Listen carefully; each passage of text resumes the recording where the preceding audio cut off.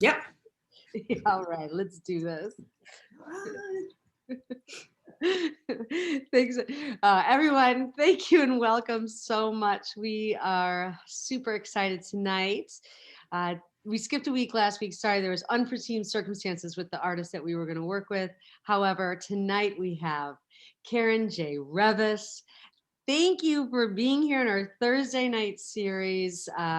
Live artist studio visits, interviews, conversations. I'm Carolina Wheat, and we got an hour, and I love it. Right before I press record, as folks are coming in, Karen's like, "Let's do this," and that really motivates me. We're gonna do well. Good. Yeah. Excellent. So, well, it looks like you are in a white wall area right now. That's beautiful prints hanging behind you. Are you in your Thank you. studio? I am in my studio. I live just 3 blocks from my studio. So it's nice because I don't have to get on a subway to get there. And yeah, it's close and nice. Yeah. Mm-hmm. Well, so did you have the studio then through the quarantine, and have you been able to access it then through this entire year? Dude, I never missed a day. Like Nice. on the 13th of March, I lost my teaching gig. And, back then, we didn't know how long this was going to be. And I was seriously so stressed. I mean, of course I was stressed about what was going on in the world, but I was so stressed I was going to squander my uninterrupted studio time, because I was thinking, oh my God, I'll probably have like 3 months in my studio and I got to make this work. So I was like gun ho, but it's been a year.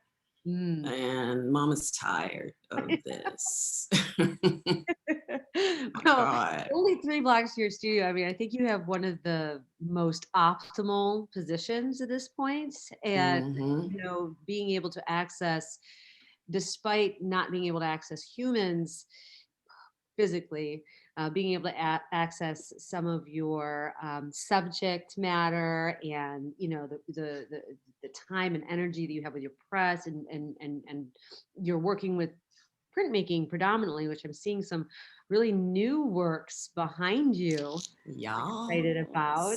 Yes. Yes. I wanted to ask quickly. So you're based in New York. Yeah, I'm in East Harlem. You're in East Harlem. Oh, Mm-hmm. that's fantastic. And how long have you Yeah. been there?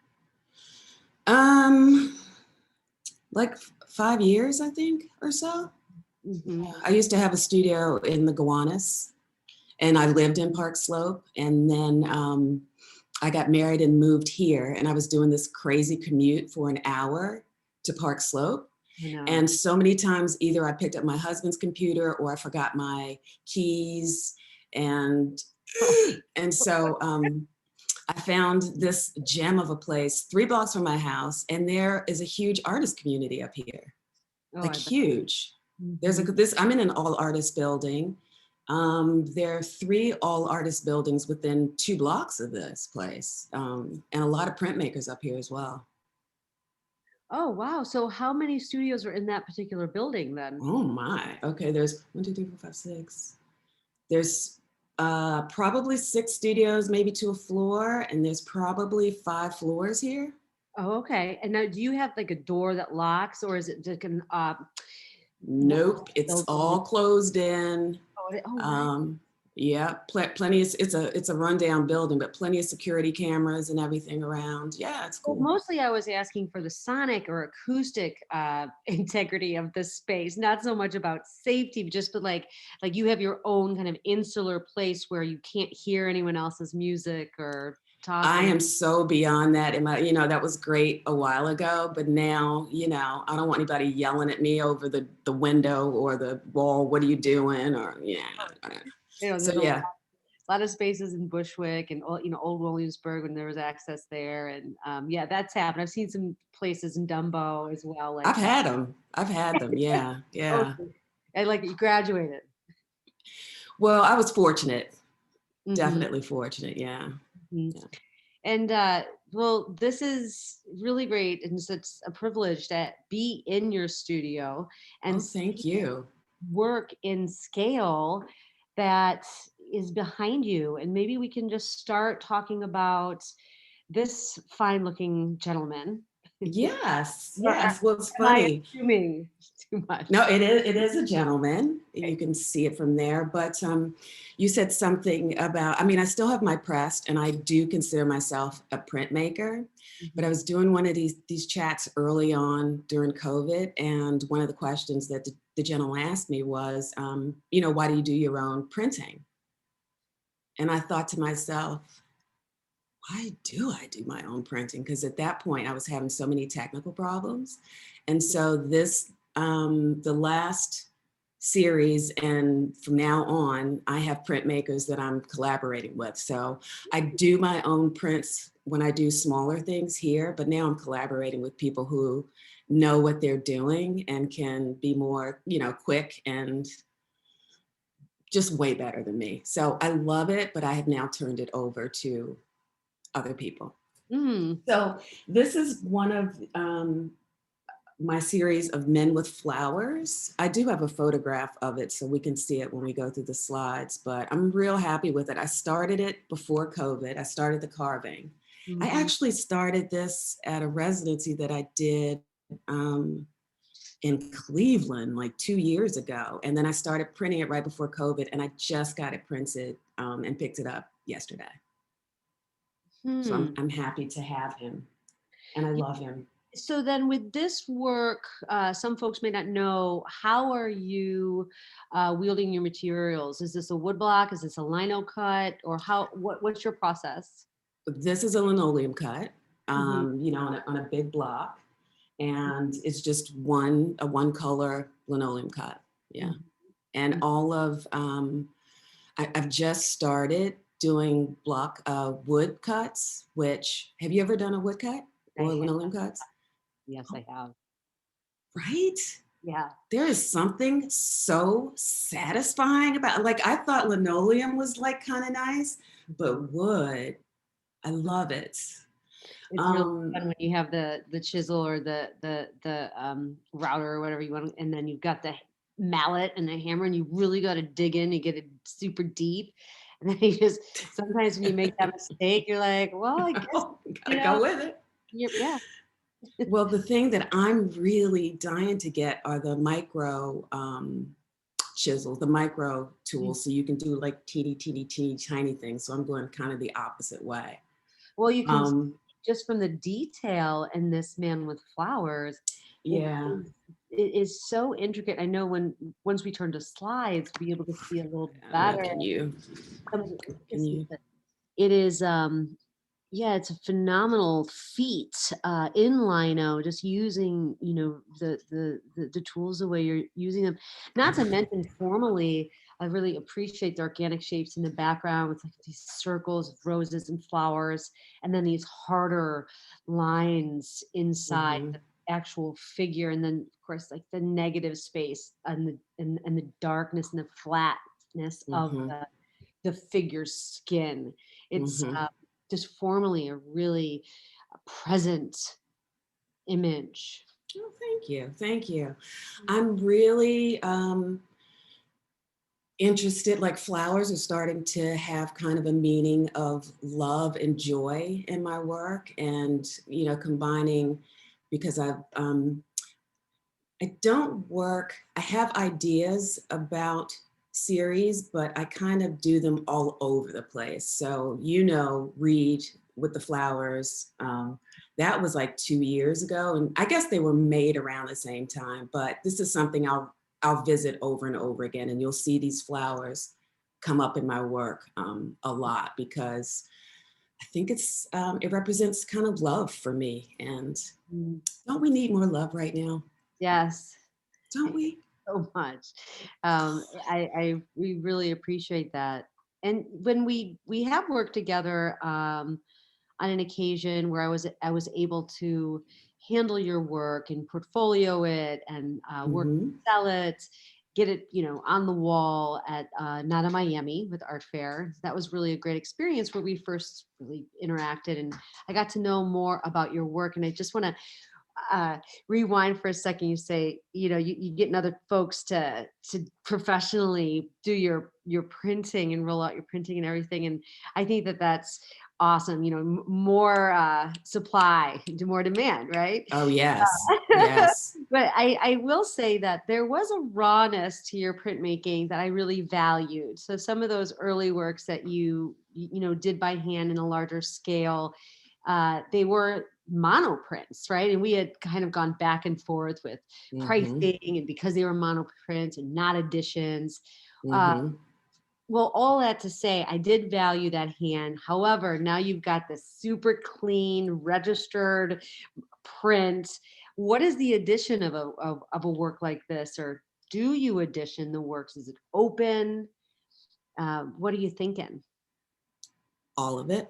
So linoleum cuts and wood cuts lend themselves to additions. And so, yes, that is in fact why. And also, if I printed these myself, I hope that they would still have that same quality. Mhm. Uh, you know, that it's an all over kind of thing. But so these are additioned, but then I'm doing smaller images on wood and different things. And those I'm printing here. And then I'm collaging those things together. Oh, wow. And so those you won't see today because they're kind of in the works, but that's where it's kind of going. So I kind of do all of it. And those collage pieces will be one-offs. Hmm. Mhm. Oh, okay. Yes. Makes Yeah.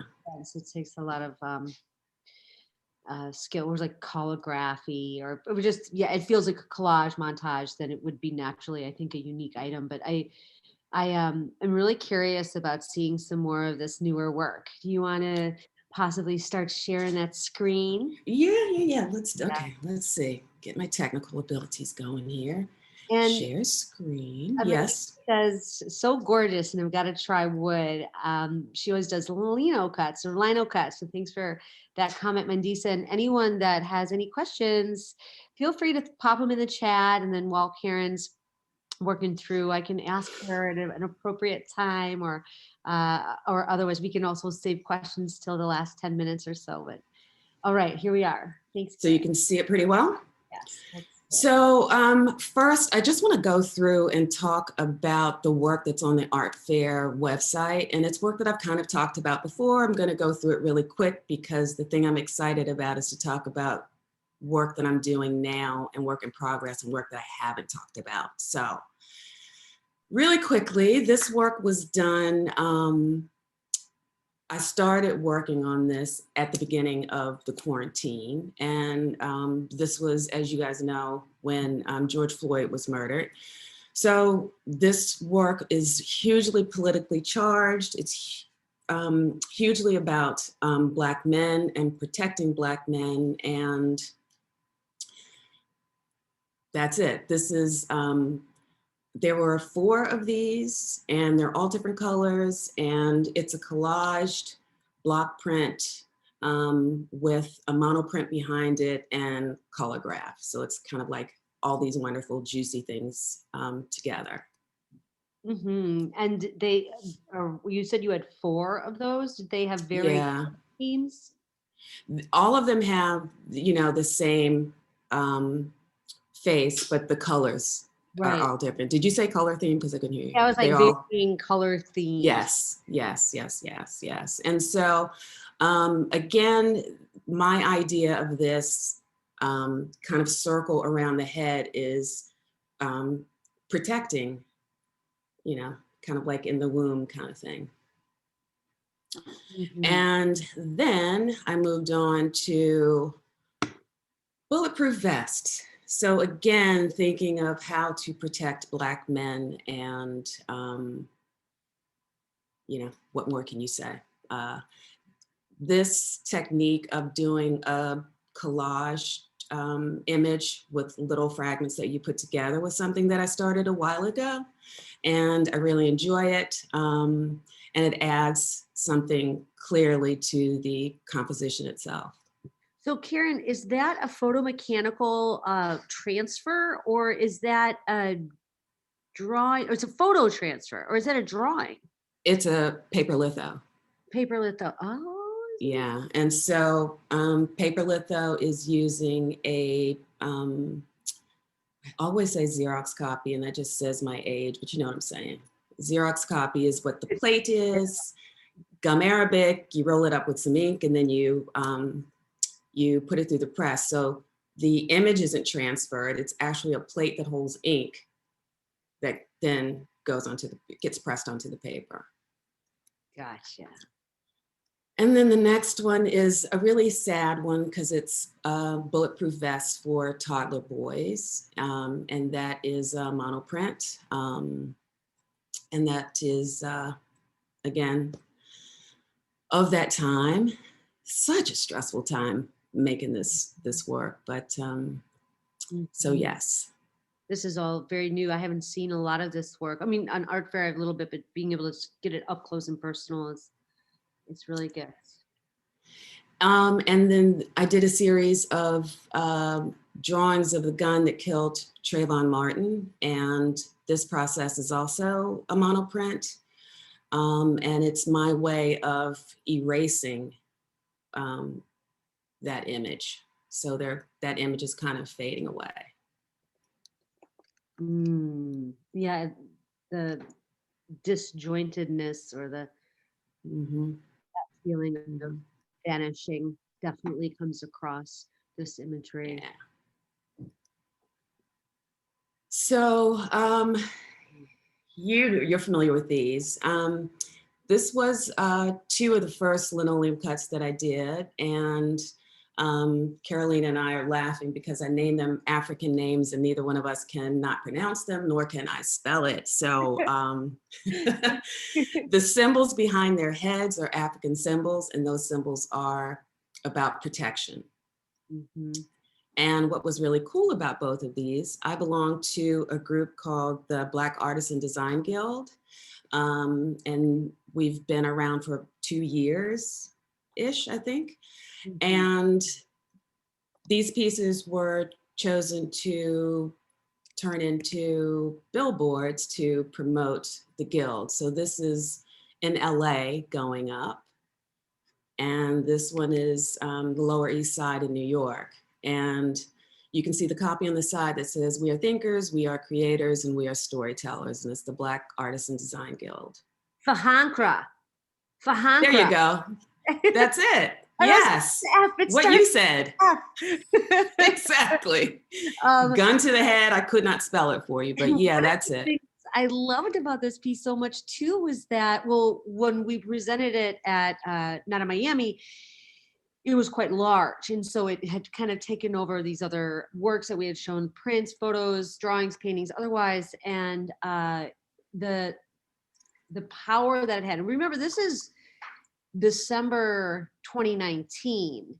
And when you brought some of these works to our attention, we were really, attracted to them for so many reasons. The stark contrast of the background with the very wrought linear face, the weathered lines that are just, curvilinear enough to see form, with the do-rag too. I was really into the object on the head. And then when you were explaining this is meant to bring protection to all, specifically Black people, the capital B, and then here comes June 2020, and it just seemed so, dare I say, clairvoyant, or no, because this has been happening in our community forever. I mean, the rest of the world knows that this is happening, but this has been happening, unfortunately, forever. So I really started to think about it when Trayvon Martin got shot, So yeah, so that's kind of exciting that's, and it's still up, I think, downtown. And this was a collaborative also with Colossal. Exactly.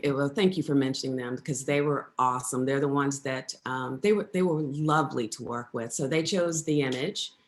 And Mulaney, who is one of the founders of the Guild, we came up with the copy, And they were really wonderful in putting this whole thing together. And the guys, the actual artists that did it, if you go on my website, you can see some of the video of them. They were really wonderful. I mean, what a cool job to fly around the country and, do these wonderful works and get to know artists. And so it was very cool.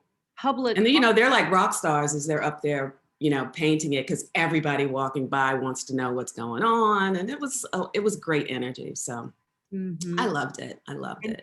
And you don't have to tell us per se, but I know that some artists out there, they may be listening right now, or just folks that are in advertising or want to do public projects. Like, this is something where someone buys the rights to this work. So you're getting paid for the imagery, or is it, just like, hey, this is an opportunity. We want to put your stuff on our boards, for exposure. Will you give it to us? Or did you have an arrangement for copyright? And I own everything, and they flipped the bill for it.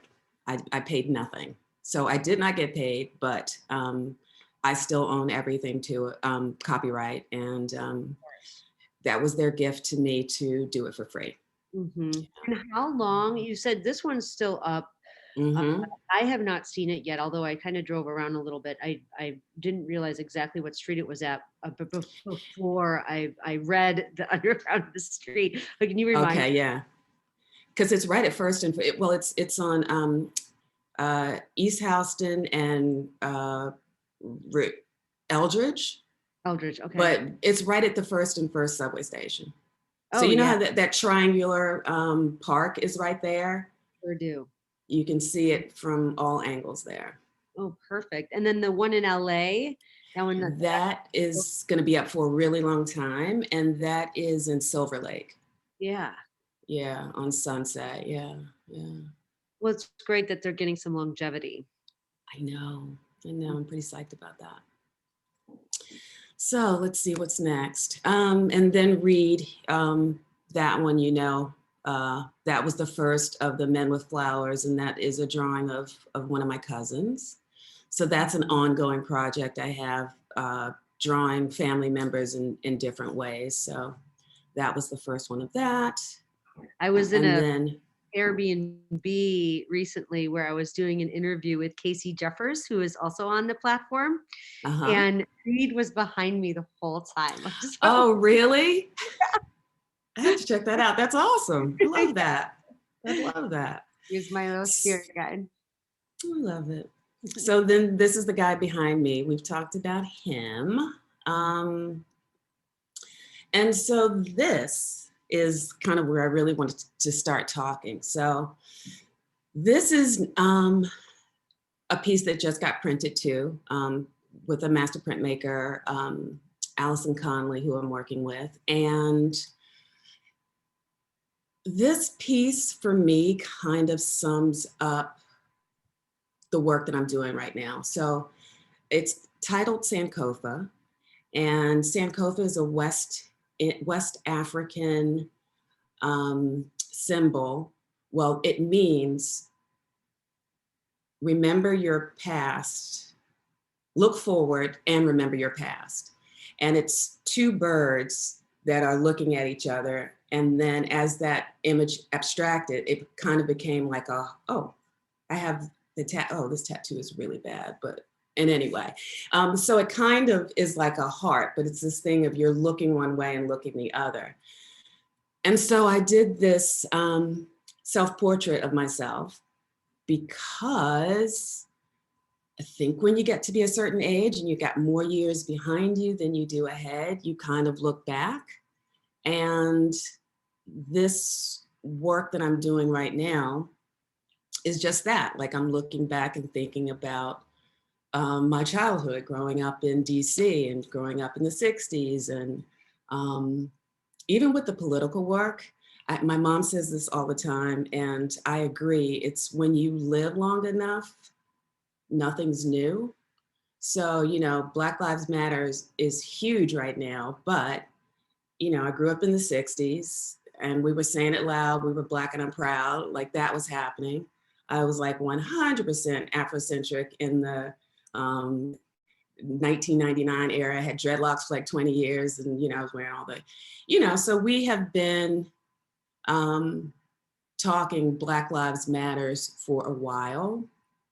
And so what my work is doing is, it's saying that to a broader audience, but more than that, my audience is for that small neighborhood in Washington, Northwest Washington, D.C., where I grew up, where we all spoke kind of the same language and enjoyed the same thing. So I'm speaking to that community.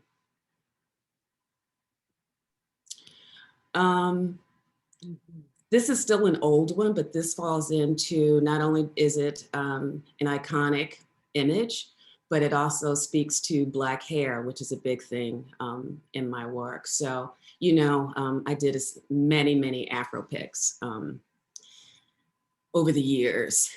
And this again is a paper litho. So this one is an older one, but still it speaks to hair. Black women and their hair is a very, very complicated relationship. And if you are not Black, you are just not going to understand. Our hair is huge, huge. If two Black women meet, there's maybe a half an hour before you go right in and start talking about your hair, because it's our thing. So I thought about it. We're kind of chained to it. It's kind of a love and hate kind of thing. So that's that piece is called Press and Curl. And just recently, I did a series with John Andrews. He's a silk screen printmaker. I did a series of hair, Black hair. So this is titled Her Crown, and that is his crown. So these are silk screens. Yeah, and they're pretty big. They're I guess they're 22 by 30. They're pretty big. Then this one, this is I made one of these, and I actually gave this one to my niece, and I want to revisit this, but this was one of the things that was a joy in my childhood, was watching Soul Train. And I've been, as I'm watching TV, I take tons of screenshots and have folders of different shows and everything. And I loved this image of all the hair. And that's a paper litho as well. And then we're getting into, now these are the sketches, but the silk screens will look really close to these. But this is the series that I'm really excited right now, because, so like I said, I'm talking to a very small group of people that I grew up with. And I grew up in a house where music was huge. My mom listened to opera and musicals and that kind of thing. And my dad listened to jazz, and he had his hi-fi upstairs, and we had our stereo system downstairs, and music was always playing in the house. And so I started to go through the list of albums, which is another thing. I don't know if you remember this, Caroline, if you listen to music, but when you had an album, you held an album, and you read the album, and you read it back and forth and up and down. And while the music was playing, and if you're over again, follow the lyrics. Of course. Pictures, of course. And I wonder why, up until maybe about 15 years ago, I would spend an afternoon laying on the couch listening to music, but I never do that now. I listen to music in my studio and when I'm doing things around the house, but I never listen to music just to like really listen to it. And I kind of missed that. And that was big growing up. So I went through some of the albums that I had growing up, and I made these silhouettes of them. So this one is, and again, the reason I did these silhouettes, because it's kind of a tongue-in-cheek, in the know thing, because if you know this album, then you know what it is. So this is the album cover of Curtis Mayfield, and the title of it is If There's a Hell Below, We're All Gonna Go, because that's one of the songs on that album. The next one is... Lisa guessed it. If I had really? a t-shirt or sticker, yeah. Well, Mayfield. Good, that's good. This one I love too, because again, this is going back to, unfortunately, the music on this album is relevant today, and that's Marvin Gaye's cover of What's Going On. Yep. This one may be less known, but I was a huge fan of LaBelle. I don't know if you know, Patti LaBelle years ago was in this group called LaBelle, and they were out there. They wore all kind of crazy outfits, and their music was this fusion of R&B and rock, and they were these crazy women, and I loved them. And so this is that album. Do you know what this one is? I want to say Prince. Oh, yes. It is. Gotta love him, right? Yes. And then the last one. I like this game. Do you really? Lots. Oh, wait, where's the last one? Oh, there it is. Do you know who that is? I'm going to pass. Mandisa looks like it's Sly and the Family Stone, so it's Sly Stone. Yeah. Nice. Yeah. So yeah, so that's my show. Let's think about these are just sketches right now. So you're silhouetting them. You're them to a point where they're drawings / sketches. What are you using? Are you just sitting down looking at the album and using, like an archival pen, or is this like Sharpie, and is it on? Oh, funny. Great. I am, hold on, because I can't even think. I'm trying to get out of this. It's paused. How can I stop my screen share? Come on there. Can you see me? Sure can. I'm like the worst at this. Okay. You can see me? Because I can't see you. God help me, Jesus. Where are you? I've got too many things open. Hold on. Well, one of the things I just want to attend to is this idea of sitting on the couch or laying on the couch and listening to music. And I believe it's because the advent of the album, it's the album listening, the start to finish. True that, yes. Music, when you bought an album, I do think that there are some solid true blue rock bands, soul bands, even electronic music makers. I know that there are still musicians out there that are making an album. Like it's gone forever. But it was a kind of standard where you would have song 1, and then lead in, and then song 3 is your hits, and then song 5 is, I guess maybe B-sides, A-sides. Yeah. And so you wanted to get it all in from in that succession, and have it go from 1 to 15 or whatever, however many songs were on the album. So I think that has kind of taken away some of the listening experience for that moment of contemplation of just listening. Like, how many times have you listened to a song and then you skip a beat, and then in your head you start the next song on the album? Oh, always. I know, right? I love that. Totally. Yeah. Like, yeah, I miss that album. Yeah.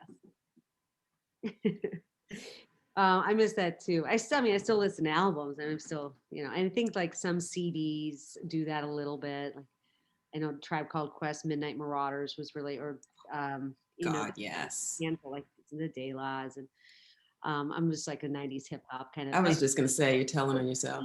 But they were still albums. Anyway, let's get back to these sketches. So yes, I like this research and kind of getting in there and exploring how this is attached to you as a woman growing up in the 60s, a Black woman growing up in the 60s in DC. And Mhm. yeah, so tell us a little bit more about that process, but also how many do you think you're going to do? See, that is the beauty of doing what you want. I don't know, because I keep I mean, there's so many more in my head that I'm thinking about. And the next time I go to my mom's, I'm going to go through our old albums and kind of see what's there. But it's funny because I do like the way that Spotify, you can do research there because one thing leads you to another and another and another. And quite honestly, it's been nice doing the research because I am sitting more and listening to this music. Still in my studio, but yeah, it's been nice to listen. But yeah, so I draw from my iPad. Oh, Is okay. how I do everything. Yeah, my trusty handy iPad is how I do all of my drawings. Are you using a pen or a Wacom tablet, or are you using your finger, or I used to have the tablet, but I got to tell you, my husband got this for my birthday. You know, it's a new iPad, but you see how it has this thing? yeah. This, I was losing stylus. Like there are probably 10 on my couch, you know, the stylus. I was always running around looking for them, but it hooks on and it charges as it hooks. Gotta love that. So yeah, this is my everything. Mm-hmm. Yep. Do it all there. All my research and then all my drawings and everything on the Adobe Photoshop app is the one that I use. Oh, right Yeah. on. I'm Yeah. I'm so terrible at Photoshop. I think it was CS1 or it was I don't know what it was. Like the number like 2000 something is when I kind of learned it. So I understand maybe the tool's name, but things have gotten so advanced. That's not my forte. It's Uh, all right. It's all right. but you've been able to kind of maintain that digi practice within the hands-on act of, Mm-hmm. being in the printmaking studio and otherwise. But I was hoping that you may discuss a little bit more about, your personal practice, some of the Mm-hmm. things you showed us tonight, but also how you separated your artistic practice with revisionary prints and why you felt a need to do that. Because I know we had maybe. Mm-hmm. You mean how I separated the abstract work that I call J REVIS Studio from Yeah, revisionary prints? yeah, Yes. yeah. So I was with a gallery. I've been represented by a few galleries, and did that for a while, and that was my abstract work that I loved. Hmm. Um, it became kind of limited for me in what I wanted to say. And I had just gotten into this rut where I'd made abstract work that was 20 by 20 on 30 by 30 paper for like 8 or 9 years. And for many reasons, I just felt like I couldn't grow outside of it.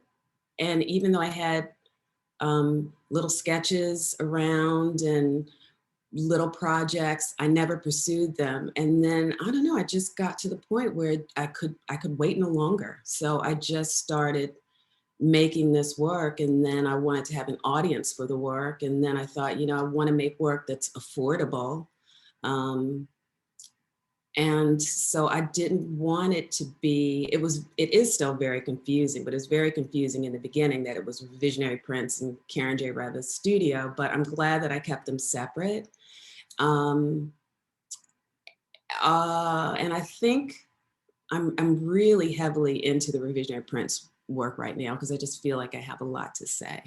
Well, that's very clear. I mean, you have passion, you have more energy for it, you have more focus for it, Mm-hmm. and there's so much to say. Oh my um, God. and always, and really reflecting the times that we're seeing right now, uh, with recognizable imagery, but also very unique imagery, kind of combined in these two areas of, uh, that representational practice. It can, or like this graphic ability of these prints and the accessibility, the price tag because they are editions. I can see why revisionary prints would be in so many realms and reasons really your baby right now. But I wonder, do you what's going on with Karen J REVIS Studio, and do you have requests to make more abstract work? And here I'm going to go in on it. You know, I do this, Karen. Ready? Uh-oh, I'm holding on. Safer work, safer, less graphic, less, you know, dare I say, also black work. Have you found a frustration in this? Because I am just with art fair and I'm not with like a traditional gallery and I don't have a traditional dealer, I don't have anybody telling me what to do. So no, I mean, I felt like before I would have someone kind of guiding me and telling me what was going to be viable. Commercially viable. Yeah. I mean, because once when I tried to change my work, even just a little bit, even in the abstract work, it was said to me that, you know, I already had an audience and that audience was not going to recognize this new work of mine. And I guess, you know, galleries have to think about business and artists have to think about art. And I don't know how the two ever really meet, but yeah. So that's, you know, and because I don't work in a linear way, you know, art fair, again, an online gallery is wonderful for somebody like me. And maybe there's another gallery, you know, an actual physical gallery that would be able to follow it. But right, I'm all over to someone else, I'm all over the place. You know, when you said, how do I work? I have easily about 10 little ideas going on. You know, I'm looking around my studio. I have 10 different things kind of going on at once, and it depends on what I feel like, you know, and some things don't get solved right away. So I just kind of leave it and move on to something else. So it may look like I'm all over the place, but I'm not. It's all in my little mind. Of course. And I don't think that it looks like you're all over the place. I think your work is very consistent. And in its execution, you have, you know, the style is also iconic in some of its graphic imagery. And I think that, you know, they are cohesive as a body of work coming from the same individual. And also, I've been to a handful of studio visits in my life and a short life. And I've been there's always just tons of little projects hanging out in the corners. Yeah. And of course, that's the one, like even today, right before this interview, I had an amazing, safe, masked studio visit, which was in real life.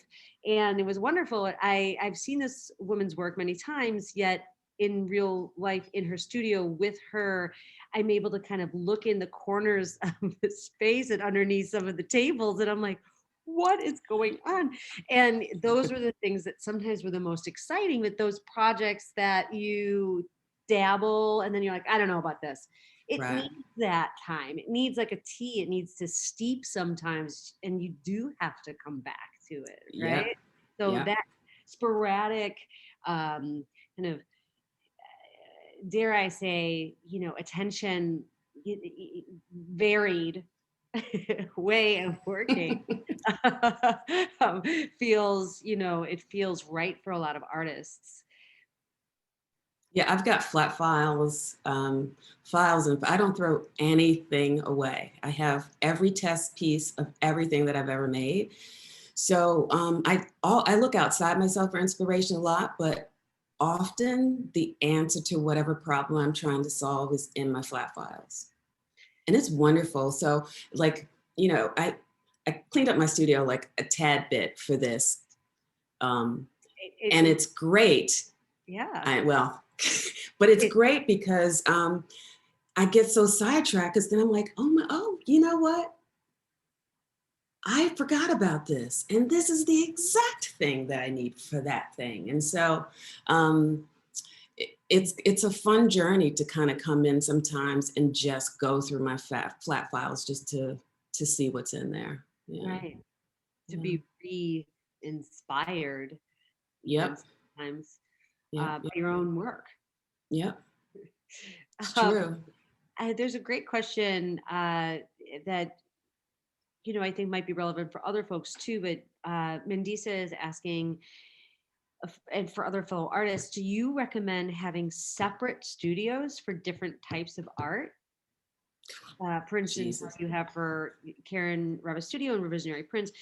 She's a printmaker, and her artwork consists of portraits, botanicals, and more. And she's wondering what you would suggest. Thank you.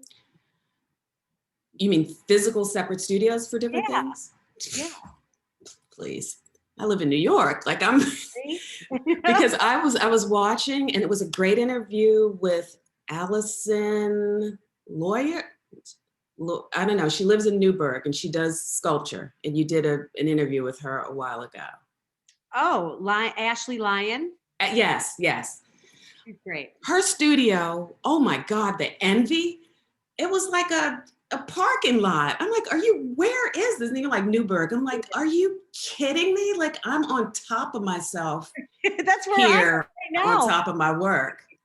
Oh, right. I'm so envious. But, if I could, so to answer that question, I do have sections of my studio where I do different things. Right. I'll show you. Yeah. It's kind of break it down. Messy, but and it's also hard with this, but let's see how we do it. Yeah. So this is my desk and my wall of all of the work that that I'm thinking about, like right now. I don't know if you can see. Mm-hmm. And then this is kind of the desk where I don't know, things happen. I have piles and piles of sketches that I've worked on from some things. Then the table where I'm working right now, it's great to have a table on wheels because you can move it and have like like my chairs have wheels and my tables have wheels so that things move. Then this is where I lay out all my paints. And this is a glass thing. So, you can mix all of your inks and everything, a glass slab.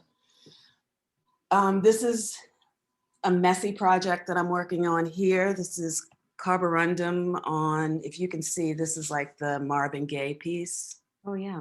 So at some point, and this is the labelle one. You can see that. And this one he's all inky, but that's the Sly Stone. So at some point, I hope to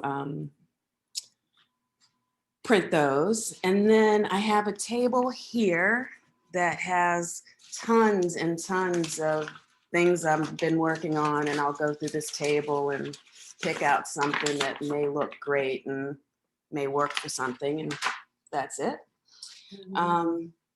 I have my trusty copy machine and scanner. That's a huge part of my work.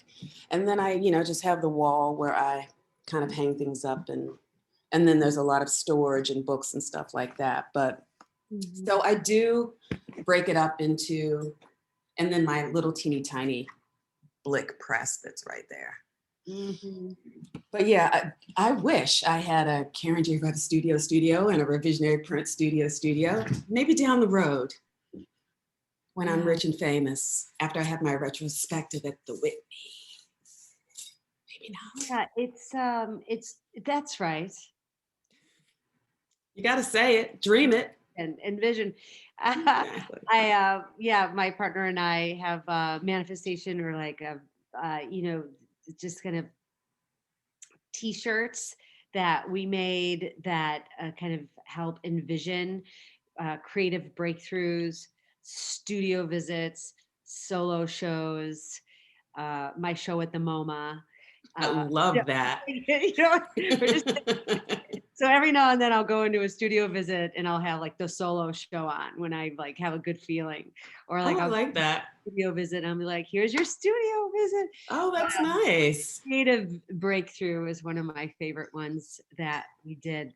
That's really important though, Karen. You gotta have faith in that. And just to also the point, like kind of the separation of both practices. It doesn't mean, you're still one artist, right? And I've seen Mm-hmm. plenty of artists have, I mean, this is very obvious, but like a graphic design practice, and Mm-hmm. they're much more graphic and visually communicating ideas, working in a commercial way, and it's Mm-hmm. still very creative. Yet, on the other side is that fine art practice, and you can't really say that both Revisionary Prints and Karen J REVIS Studios are, those types of avenues, yet there is that subtlety where you're looking at cost effectiveness, you're looking at accessibility, you're looking at more graphic imagery, representational, and the the addition, so they're not unique objects. Mm-hmm. And I don't think that having those two things together is a bad thing. And I Mm-mm. also know that galleries like to see artists reinvent themselves. Um, Do and they? well, I think that a lot of great galleries and good curators like to see that, but they also have to be patient Mm-hmm. and know how to talk about the work and the research of the artist and know the artist well enough to be able to allow them to Mm-hmm. experiment. And if a gallery is not allowing you to experiment and they only want you to be commercially viable, that's exactly what you're talking about. You're like, I put that over there. And then Mm-hmm. now I'm really focused on this because you don't want to be told what to do. You just mentioned that earlier. You've kind of got to a point where that wasn't that wasn't your thing anymore, the abstract. No, no. I mean, I do really, really love it. Now that I've stepped away from it, Mm, I'm looking forward to doing it again. But it's hard. It became a job making art, you know. I was doing commissions and stuff like that, and it was mm, nice, but it just kind of became kind of a grind. So mm. yeah, yeah. I know. Be careful what you wish for. I want to make all my money just making. I just want to make art 24/7. You're like a 1 month deadline away, and you've got a I whole know, show to put together. I know, I know. But you know, the thing again that a lot of people don't talk about is the business of being an artist. That's right.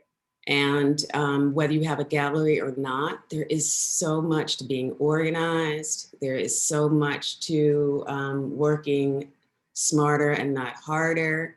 Mhm. And now, you know, with social media, you know,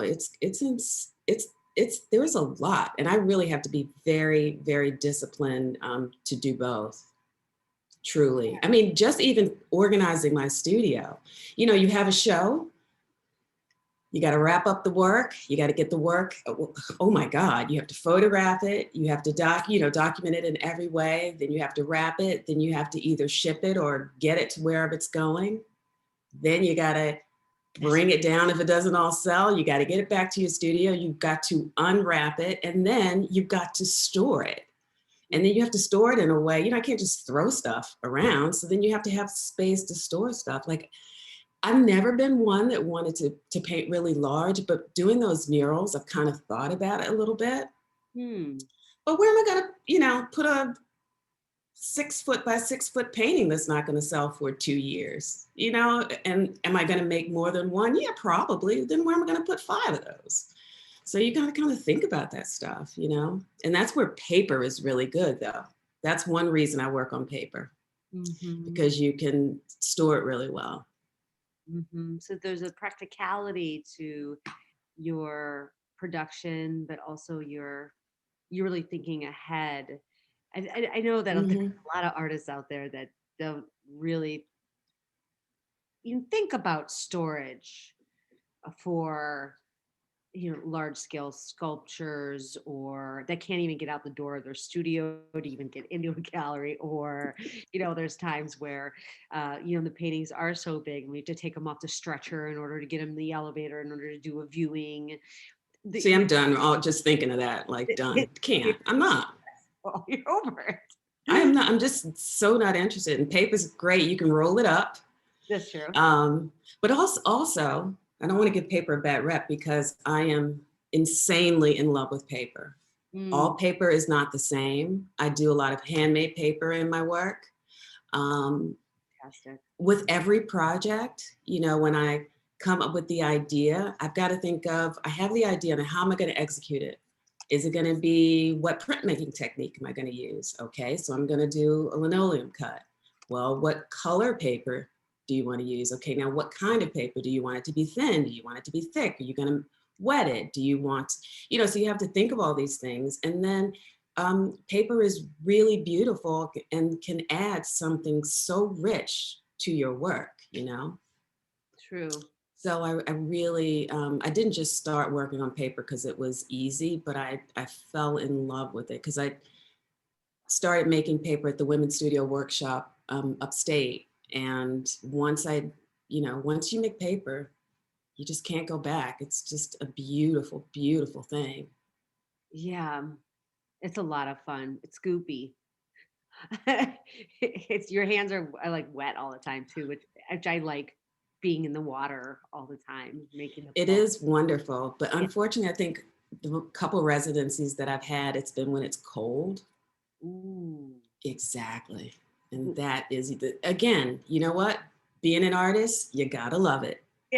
You gotta love it. Because you put up with a lot of, you gotta kiss a lot of toads, I guess. You gotta put up with a lot of stuff. True. And can you believe we're like 4 minutes away from that 7 p.m.? No way. That was fast. It was gonna go like so fast. I was gonna talk to you, but I mean, I talked to you for hours. Anyone out there that has any questions for Karen, please go ahead and put them in the chat, or if you want to open your camera and say what's up or whatever, please do, or just ask your question. I see friends. Hi, Leslie. I know there's some good folks here. You've had a nice crew this whole time. Yeah, I want to thank everybody for taking the time to listen to me just chat about what I love. I appreciate it. Oh, hey Karen, it's Leslie. Hi, Leslie. I don't have my photo on. This was fantastic. So great to hear you talk about all the new things that you're working on. Thank you so much for joining in. Love the piece right behind you, the two women with the hair. Which is me. That's a self-portrait. Yeah. It's Thank you. So great. Thank you so much. Do you think at some point the hair in any of your hair pieces will start to move in other directions? Like the hair will become part of the movement? What do you mean movement? Well, that it might take a different shape than what you recognize traditionally as a hairdo. Well, it's funny because I was talking earlier about these micro tools. And I have started working, because I guess when I'm doing hair, I'm really thinking about texture and design. Right. And with these, I'm thinking with these micro tools and working on wood that I can, that it will take a different kind of shape. Well, yeah, because in that self-portrait, I feel like the hair is really moving because you've done all these small micro cuts and so on, which I think is pretty exciting. Thank you. Thank you. Leslie is the curator from the show that those first couple of slides were from. But thank you. Yeah. And also an art fair person. So yes. Yeah. Congratulations. Wonderful. Thank you. Thank you so much. I don't know. One more minute. Anybody? Anything? Oh, cool. Thank you, Mandisa. That's sweet. Thank you so much, Karen. This has been amazing, and seeing each and every piece is just mind-blowing. So thank you. Oh my gosh. Thank you so very much. I'm so glad that you came. Thank you. This is great. All right. Well, and Vladimir, Carolina, thank you for sharing your practice with us. I don't know if you know who that is. Hi, thank you. You know who it is? Who else calls you Karen? That's right. Somebody who knows you from way back in the day. Yeah, somebody just called me Karen. I sure did, girl. Dawn. Okay, that's good. I'm making this art for you, girl. We've known each other for many, many, many, many, many, many years. You're brilliant and beautiful. I'm so happy for you and so proud of you, sweetheart. You just keep going and going. And I can't wait to be able to have enough money and space to buy more of your amazing artworks. Well, thank you. DC in the house. Thank you. You know, I had to shout out. Thank That's you, so baby. great. Thank you everyone so much. And certainly Karen's work is on Artfare. She just uploaded a bunch of new ones. They look so good. We showed some of them tonight, and they, for original pieces of art, they're really, I think, phenomenally priced as well. You know, they're not crazy. And certainly they're very unique. So once again, thank you so much. It's 7 p.m. and Thank you. I bid you adieu. It's so good to see you, and hopefully we can do this again soon. Yes, and let's just talk us individually soon, okay? Let's do it. Okay. All right. Thank you, everybody. And thank you, everyone. Congrats, cousin. Oh my, thank you. I love nice you. to see you. Love you too. Bye. Bye. Later.